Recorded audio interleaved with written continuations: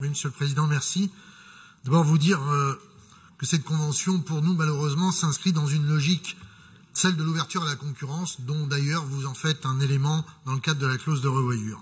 Évidemment, vous n'êtes pas seul responsable, mais clairement, nous assistons depuis des années à une volonté très forte dans les textes votés simultanément au Parlement européen et à l'Assemblée nationale et au Sénat. Je fais notamment référence à la réforme ferroviaire et aux différents paquets ferroviaires qui ont été adoptés au Parlement européen sur le dogme de l'ouverture à la concurrence du transport ferroviaire. Nous avons vu ce que ça a donné dans le cadre du fret. Nous voyons bien aujourd'hui ce que cela risque de donner dans le cadre de l'ouverture à la concurrence pour les trafics voyageurs. Vous le dites, dans la Convention, la clause de revoyure permettra d'expérimenter l'ouverture à la concurrence.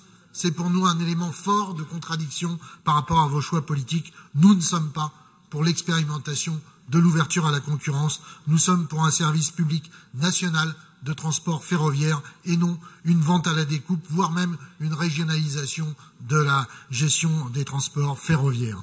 Dans le même temps, nous l'avons dit, l'abandon d'un protocole de moyens avec la SNCF en ce qui concerne les personnels, même si, évidemment, nous ne voulons pas nous substituer à la gestion. Dans le même temps, nous considérons qu'il aurait été normal qu'il y ait un protocole de moyens pour exiger un minimum de choses et de le préciser dans la Convention. Bien évidemment, la non-augmentation du nombre de kilomètres train et contrairement à ce que vous dites, et nous verrons au résultat, l'augmentation du nombre de kilomètres cars due à un certain nombre de lignes qui seront mises en handicap, soit pour effectivement les périodes qui ne sont pas les périodes domicile-travail ou voire même la fermeture de lignes, évidemment ne nous intéresse, nous permet pas de pouvoir être satisfait du niveau de l'offre. Évidemment, la non-augmentation de l'offre par la réouverture d'un certain nombre de lignes ne nous permet pas également d'avoir un élément satisfaisant. Évidemment,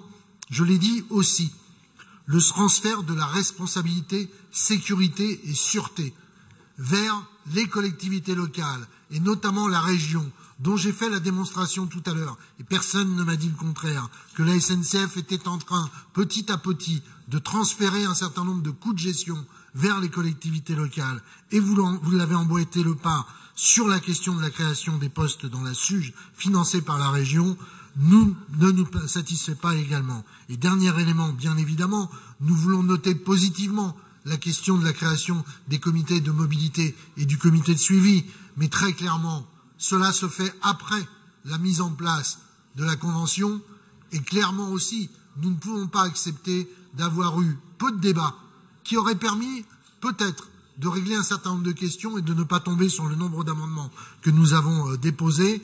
Mais là aussi, il y a eu un refus catégorique de nous permettre en amont de discuter, nous, mais également les usagers, et je l'ai dit, y compris les autres autorités organisatrices de la mobilité, de préparer ensemble une convention qui peut-être aurait plus d'ambition que celle que vous nous proposez.